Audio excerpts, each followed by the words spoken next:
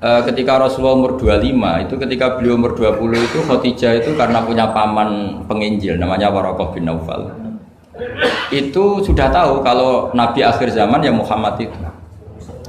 Sehingga dia memerintahkan hulamnya namanya Maisarah. Maisarah itu nama cowok, nama lelaki. Ini perlu dicatat. Nanti kalau kamu tahu Maisarah menemani Nabi dalam perjalanan, terus kamu tiruah cari Maisarah ya. Maisarah itu nama lelaki ya. Lihat ya, Maisarah itu nama.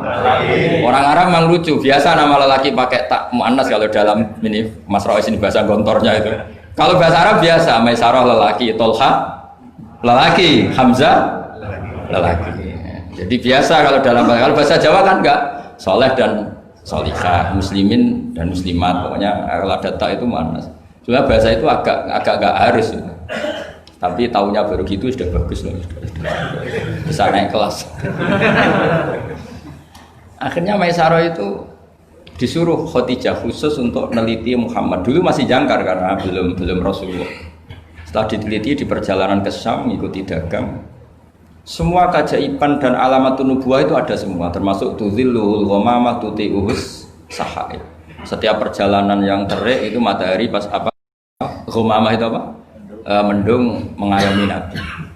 Saya termasuk orang yang ditakdir pernah di pohon tua yang dulu jadi alamat nubuwah. Di Jericho itu ada pohon tertua di dunia. Pas saat di situ malah ada film dokumenter Kristen pas itu. Karena pohon itu semua nabi pernah duduk di situ. Termasuk Nabi Isa dan Nabi Muhammad SAW. Dan itu para pendeta tahu reaksi pohon. Jadi kalau sampean yang duduk pohonnya agak reaksi biasa aja. Tapi kalau Nabi yang duduk itu akan direaksi. Misalnya Nabi duduk di barat, kemudian matahari teriknya dari barat, pohon itu akan pindah ke barat supaya geser. Sehingga Rohibu Khairah itu tahu ini calon Nabi sesuai definisi atau kriteria yang ada. Singkat cerita, setelah Maisarah lapor sekian alamat Nabi itu diceritakan Khadijah, terus Nabi ketika umur 25 dia memantapkan diri untuk nikah sama orang yang bernama Muhammad. Tapi Khadijah itu mulai agak kecewa. Kok nggak jadi Nabi? Biasa-biasa saja, tetap dagang saja. Nabi tetap dagang. Hanya tentu tetap punya sifat amanat, kredibilitas dijaga, semuanya terjaga. Tapi nggak ada alamat Nabi yang ekstrim lah yang. Sehingga Khadijah mulai mamang ini kapan jadi Nabi ini kok gini-gini aja ya. Nah pas umur 40 itu Nabi ngalami yatahannas itu yata'abbad al-layali yadawatil adat. Kalau dalam Sahih Muslim disebutkan fakana yatahannasu fil ghar wa huwa at-ta'abbud al-layali yadawatil adat. Yang dikatakan tahannus adalah menyembah Allah di gua, menyepi, kemudian beberapa hari. Terus di hadis itu juga diterangkan wa yatazawwadu lidzalik. Perlu dicatat dulu tirakannya Nabi itu ya bawa bekal. Bukan terus kelaparan 3 hari nanti fata morgana yang dilihat. Jadi ini perlu dicatat. Kadang banyak orang tirakat gak makan 40 hari, gak makan 3 hari itu malah bahaya. Karena yang dikatakan nur atau apa ternyata fata morgana karena lama gak makan. Jadi perlu dicatat di hadis itu jelas ada kalimat wa yatazawwadu lidzalik. Ya Nabi ya normal bawa apa? Bekal, jadi tidak lapar-lapar amat. Tapi tidak satu nampan kayak makan di atas tadi ndak ya. Kalau itu makannya orang kelaparan itu. Ya tapi bagus lah, saking hormatnya sama kiai makannya banyak. Apa ngetes kiainya? Kalau banyak ada kiai ini. Tidak tahu. Motifnya apa tidak tahu. Motifnya tidak tahu. Tapi husnudzon wajib. Panitia tenang saja. Kiai itu wajib husnudzon. Harus baca ini ya Muhammad. Nabi begitu fadl. Sehingga ini penting sekali karena jarang orang mengungkapkan ini. Kenapa jarang mengungkapkan? Kemungkinan satu tidak tahu. Dua, karena kadang kiai itu ya manusia, Ustadz juga manusia. Kadang-kadang dengan tanda kutip itu ya pecundang. Dia ngomong yang dicintai pasar, itu yang saya sesalkan betul. Tidak ngomong yang dibutuhkan dalam khazanah Islam. Itu saya kecewa betul. Dan semoga mereka itu tobat. Enggak boleh seperti itu. Coba kita ini Islam mulai kecil, punya kiai mulai kecil. Kadang-kadang tidak pinter-pinter. Karena ayatnya itu terus sama. Kubu sebelah misalnya dalil ayat ini, yang ini terus gitu aja. Kalau orang sunat diceritain Nabi Ibrahim sunat 80 tahun itu pakai palu, pakai apa itu? Kodum itu apa? Langganan ya. Kalau ada orang mati ya mesti kullu nafsin. Kalau ada orang nikah mesti faman rohiba an sunnati fahuwa itu saja. Jadi umat ilmunya tidak tambah, ya sudah siapa saja yang nikah ya itu aja, yang mati ya itu aja kullu nafsin. Karena ya pasarnya seperti itu. Buat sekali-kali ada orang mati itu bilang, ayo pesta. Karena orang dolim ini sudah mati. Ngurangi beban bumi. Ngurangi beban apa? Syukurilah kematian orang fasik ini. Itu nggak disangoni sampai sudah ada disangoni dibenci keluarganya, ya enggak? Ya daripada gitu yang umum saja kullu nafsin dha'iqatul maut. Kematian adalah mau'idhah, kafa bil mauti wa'idun. Cukup mati sebagai nasihat, ya ikut pasaran saja karena itu yang menghasilkan pasar. Tapi resikonya itu ilmu itu tidak tambah apa? Tambah. Ini kritikan saya, semoga ini membantu ya supaya ustadz-ustadz itu kalau ngaji itu mikir yang dibutuhkan umat, jangan permintaan pasar, itu tidak bagus. Saya datang ke sini juga bukan karena undangan. Saya yang bilang saya tanpa diundang pun ingin datang ke Korea karena saya ingin sujud di bumi ateis supaya nanti keren. Keren betul, sampean tuh keren betul sujud di bumi. Wah itu pol kerennya tuh, hebat. Kalau sujud di Mekah, Medina, di Indonesia itu kan wajar. Ini sujud di bumi. Jadi kalau kamu ditanya, saksinya siapa kalau kamu sholat di Gonjong?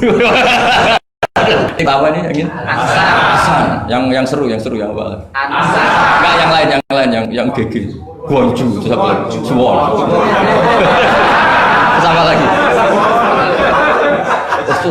Itu malaikat mesti itu apa itu? Parah lagi kalau ditanya, sujudnya di mana? Di kamar mandi. Karena kalau pas kerja kan hanya dikasih waktu berapa ini?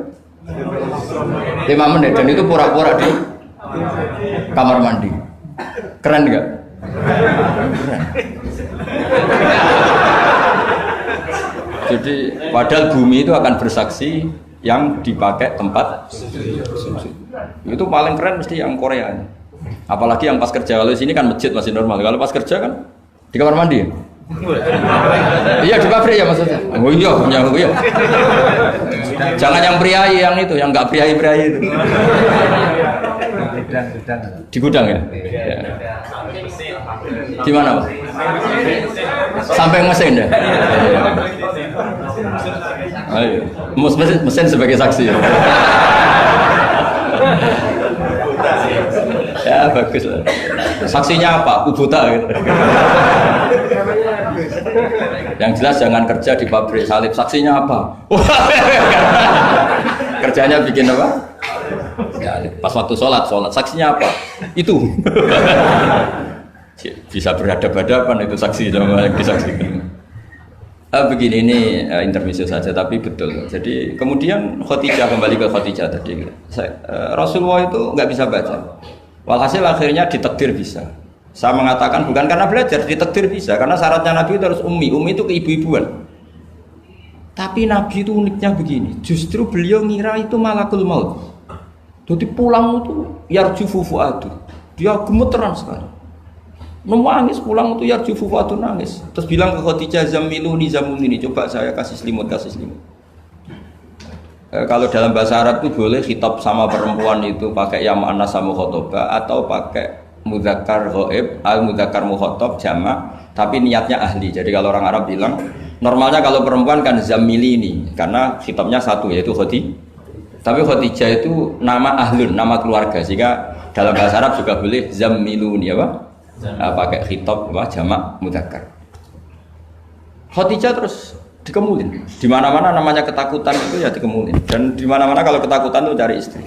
Yang bayang di perantauan ya kalau ketakutan. Tidak usah lah banyak menyinggung orang. Pokoknya seperti itu. Sunnah manusia apapun hebatnya kalau ketakutan itu nyari istri. Jangan bahasakan nyari perempuan, nyari istri ya. Jadi garisnya jelas ya. Kalau ketakutan nyari apa? Istri. Nyari istri apa nyari perempuan? Istri. Alhamdulillah. Bagi yang punya. Bos. Akhirnya dikemulin sama Khadijah. Ada apa? Oh saya tadi ketemu malakul mauti gini-gini. Khadijah tuh senangnya bukan main. Ini yang saya tunggu. Hampir saja saya putus asa. Takut kamu nggak jadi nabi ya. Terus tanya Khadijah, lalu sifatnya orang tadi kayak apa? Oh gini. Oh ya besok ikut saya. didatangkan ke Waraqah bin Naufal.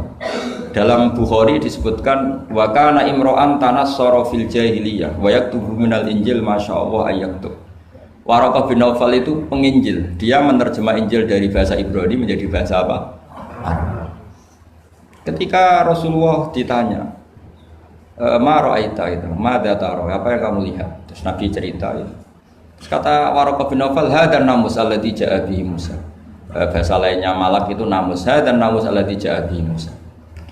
Uniknya itu tahun awal nubuwah, ya, tahun awal apa? Nubuwah. Itu uniknya Waraqah itu bilang begini. Ini Waraqah bin Naufal bilang gini. Doakan saya ini masih hidup.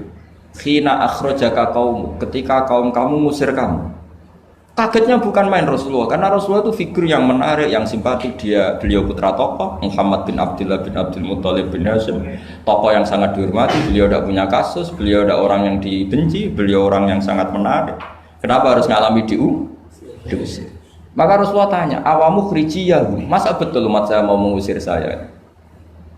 Tapi siapa? Waraqah tetap bilang, ya letani fi hajat an hina akhrajaka qaum. Doakan semoga saya ini masih kuat ketika engkau diusir kaum. Ini sekalian latihan bahasa Arab, karena sama nama latihan bikin mesin saja ini ambil alatnya bahasa Arab. Bahasa Korea ya. Akhirnya kata Waraqah bin Naufal, tidak ada orang yang alami seperti kamu kecuali pasti akan diusir. Falam yalbas yasiron illa antum. Terus kemudian Waraqah tidak lama kemudian meninggal. Ya, yang penting dari ini semua apa? Waraqah itu membaca kriteria para nabi itu pas sekali, dan akhirnya tahun 13 nubuwah Rasulullah mengalami diusir. Kan beliau hijrah itu 13 tahun dari nubuwah, kira-kira umur 53 berapa? 53. Tapi Waraqah sudah mengatakan itu di tahun pertama Rasulullah menjadi nabi, karena definisi nabi itu harus pernah diusir.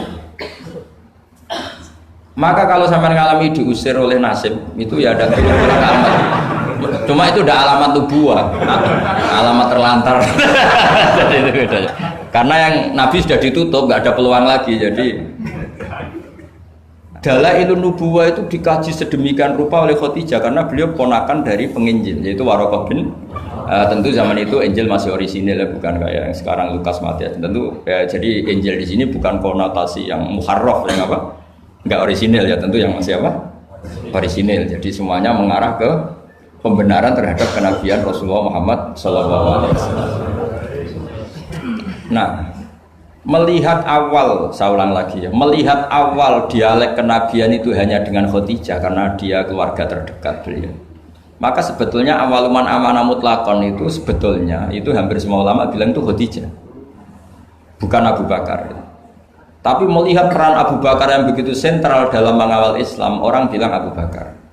Melihat Sayyidina Ali teman kecilnya Rasulullah, orang bilang Ali. Sehingga berjanji itu, kitab berjanji itu, maulid itu kan sebenarnya kitab sejarah normal biasa, kitab akademik sebetulnya, bukan kitab mantra, kitab akademik. Beliau kalau ngendikan tuh awaluman amana minar rijal Abu Bakar, wa minan nisa Khadijah, wa minas sibyan Ali, wa minal mawali Zaid. Supaya semua kelompok terwakili, semua kelompok. Karena kalau yang pro Abu Bakar dibilang awaluman amanah Khadijah itu merengut ya. Yang bener aja kayaknya Abu Bakar. Yang pro Khadijah kalau dibilang Abu Bakar juga merengut. Yang pro Ali juga demikian. Akhirnya di tengah-tengah awaluman amana minar rijali Abu Bakrin wa minan nisa Khadijah wa minas sibyan Ali wa minal mawali Zaid bin Harisah.